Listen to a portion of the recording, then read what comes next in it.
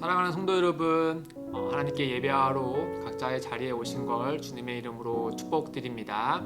오늘 우리에게 주신 하나님의 말씀은 사무엘하 10장 1절에서 9절의 말씀입니다.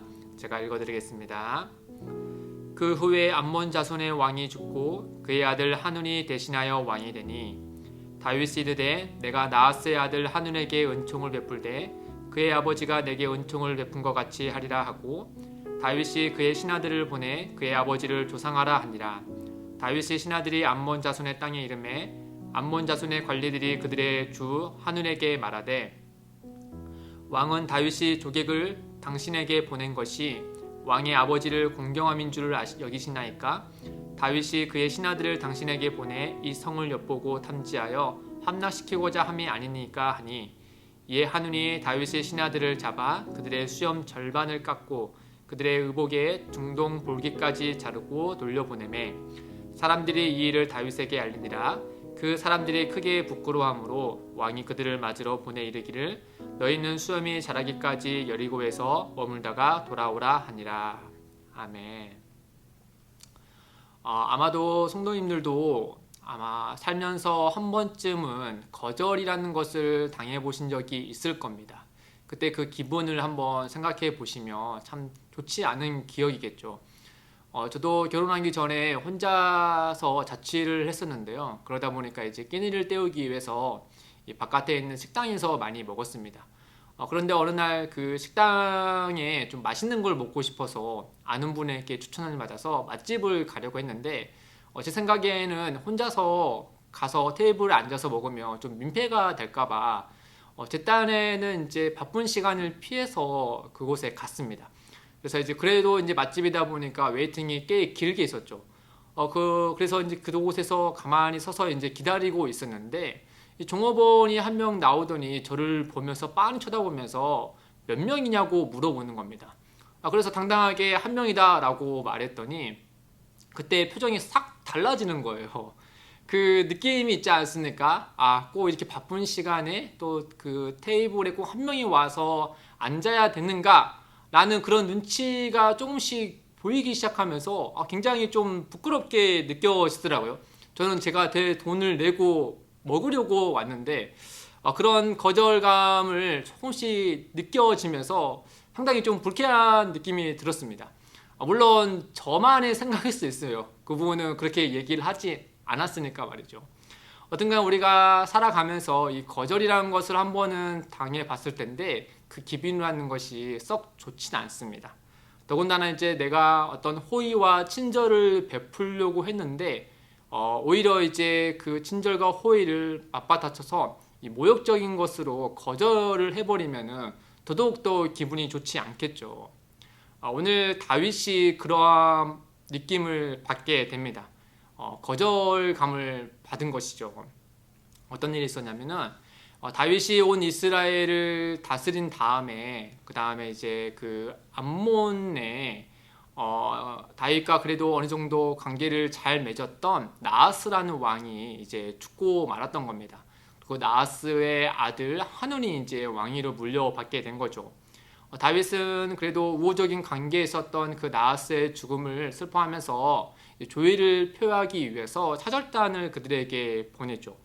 2절에 보시면 다윗이 이르되 내가 나하스의 아들 하눈에게 은총을 베풀되 그의 아버지가 내게 은총을 베푼 것 같이 하리라 하고 다윗이 그의 신하들을 보내 그의 아버지를 조상하라 하니라. 어떤 간에 좋은 마음으로 또 안타까운 마음으로 조의를 표하기 위해서 사절단을 암몬에게 보냈죠.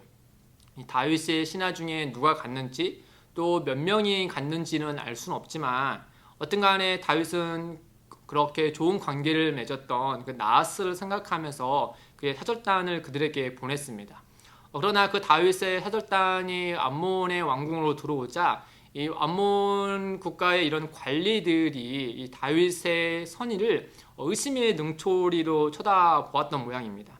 3절에 보시면은 암몬 자손의 관리들이 그들의 주 하눈에게 말하되 왕은 다윗이 조객을 당신에게 보낸 것이 왕의 아버지를 공경함인 줄로 여기시나이까?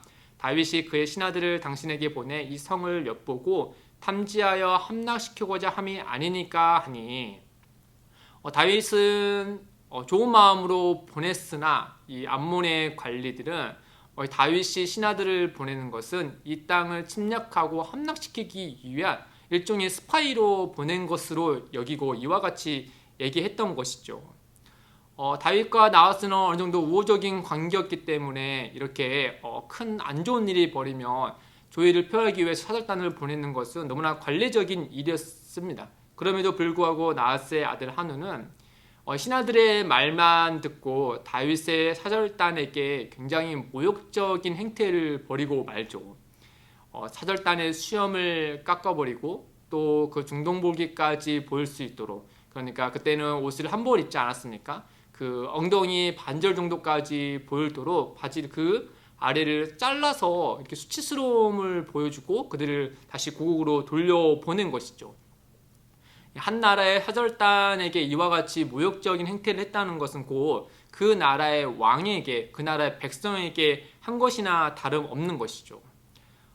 그래야 해서 이제 한 국가의 사절단에 이렇게 모욕감을 줬던 이 암몬이 이제 그 이스라엘이 이제 본인들의 미움을 샀기 때문에 반드시 쳐들어올 것이다 라고 생각이 들어서 이와 같은 일들을 대비하기 위해서 전쟁을 대비하죠. 이후의 말씀을 토대로 보면 암몬은 당시 승승장구한 이스라엘 상대할 힘이 없었음에도 불구하고 이와 같은 어리석은 행동을 합니다. 이의 말씀을 보시면은 이 암몬 자체에서 군대를 대동하여서 이스라엘 상대할 힘이 없으니까 돈으로 용병을 사는 일에 급급해 가지고 사람들을 사지 않습니까? 그러니까 이것은 곧 이 암몬이 이스라엘과 1대1로 전투를 벌이며 승산이 거의 없는 전쟁이었음에도 불구하고 이 한우는 도대체 무엇을 믿고 이 다윗 사절단에게 이와 같은 행동을 했는지 그는 참 어리석은 행동을 하고 말았죠. 이처럼 오늘 본문에서는 이 한운의 참 어리석음을 우리가 볼 수 있습니다. 왜냐하면 적어도 이 한 나라의 왕으로서 책임자라면 이 본인이 가까이 했던 그 신하들 한편에 있는 신하들의 이야기만 들을 것이 아니고 반대편의 신하들의 이야기도 들어야 했겠죠.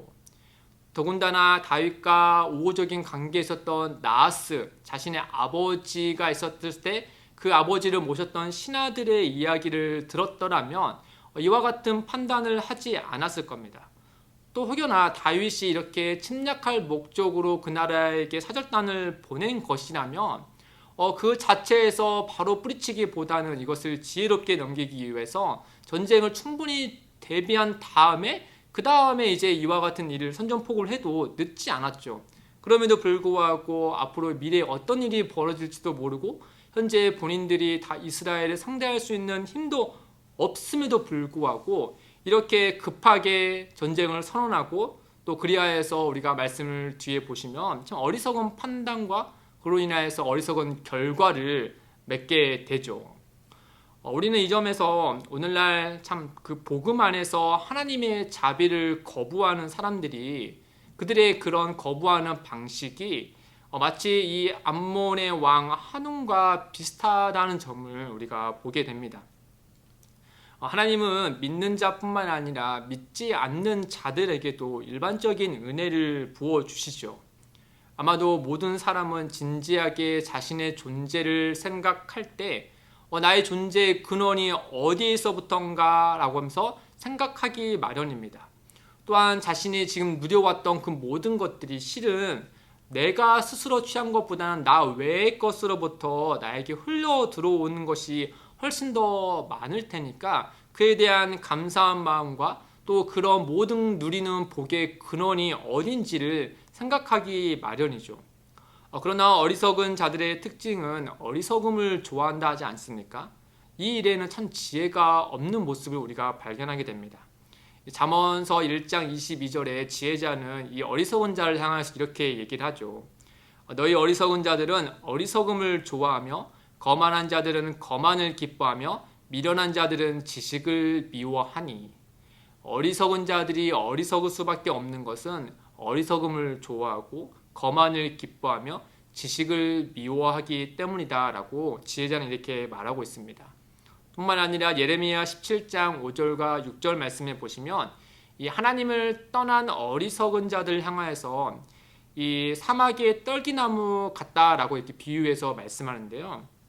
5절 말과 6절 말씀을 보시면 여호와께서 이와 같이 말씀하시니라 무릇 사람을 믿으며 육신으로 그의 힘을 삼고 마음이 여호와에게서 떠난 그 사람은 저주를 받을 것이라. 그는 사막의 떨기나무 같아서 좋은 일이 오는 것을 보지 못하고 광야 간조한 곳 건건한 땅 사람이 살지 않는 땅에 살리라 라고 말하고 하셨습니다.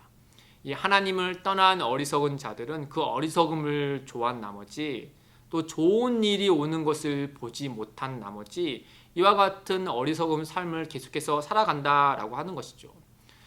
사랑하는 성도 여러분, 복음은 그야말로 기쁜 소식이지 않습니까? 하나님의 아들이신 예수께서 우리를 구원하시기 위하여서 이 땅에 오신 먼저 사랑하신 그 소식이 너무나도 기쁜 소식입니다. 너무나 경이로운 소식이고 너무나도 아름다운 소식이죠. 그러나 어리석은 자들은 어리석음을 좋아한 나머지 이 복음의 기쁜 소식을 듣지도 못하고 또 보지도 못하기 때문이죠.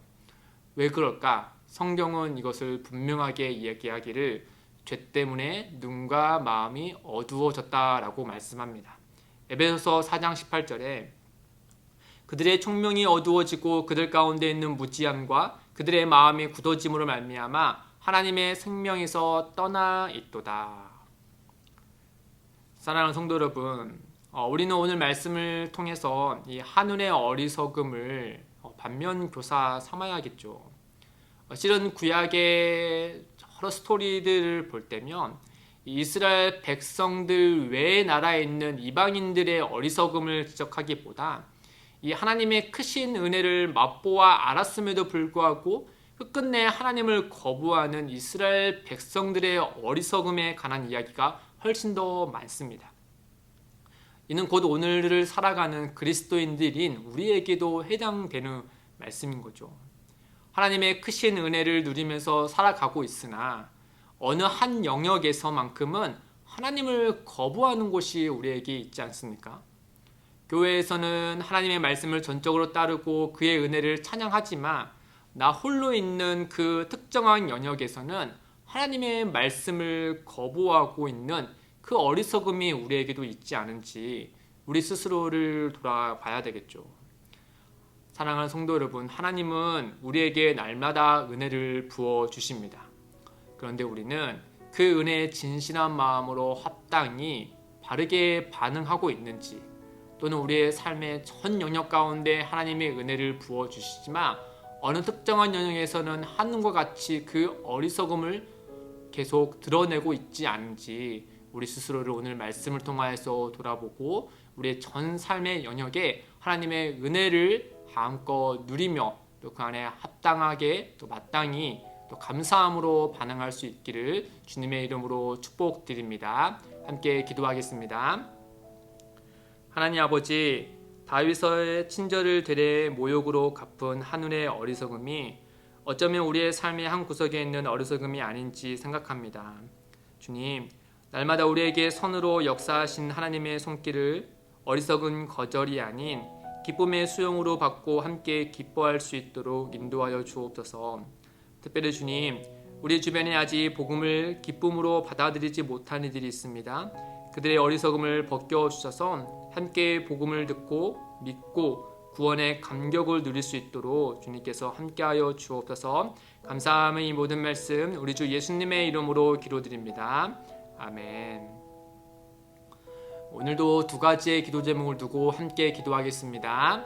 첫째, 우리에게 날마다 부어주시는 하나님의 은총을 깊이 생각하고 이에 대해 바르게 반응하여 하나님의 이름을 높이게 하옵소서. 둘째, 기쁨이 되는 교회를 통해 하나님의 은혜를 이웃과 지역에 흘려보낼 때 모든 이들이 기쁜 마음으로 복음을 받아들이게 하옵소서. 이 두 가지의 기도 제목을 두고 함께 기도하며 나아가겠습니다.